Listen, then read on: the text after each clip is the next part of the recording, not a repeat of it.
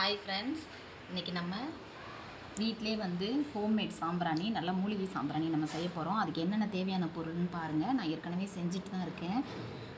நம்ம காஞ்ச பூக்கள் இருக்குது பார்த்திங்களா, சாமிக்கு வைக்கிற காஞ்ச பூக்களை வந்து எடுத்து இந்த மாதிரி எல்லாத்தையுமே உதுத்து, இதில் வில்வம், துளசி எல்லா பூக்களுமே இதில் இருக்குது. எல்லாமே எடுத்து நம்ம இந்த மாதிரி காய வச்சுருக்கோம். இந்த பூவை வந்து இப்போது அரைச்சி இது பவுட்ரு பண்ணது, பூக்களை வந்து அரைச்சி பவுட்ரு பண்ணோம். அந்த பவுட்ரு எடுத்து வச்சுருக்கேன்.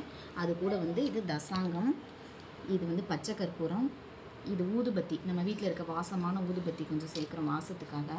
இது பால் சாம்பிராணி, அதுக்கப்புறம் பசு நெய், பன்னீர், அதுக்கப்புறம் ஜவ்வாது, இது வந்து வெட்டிவேர்.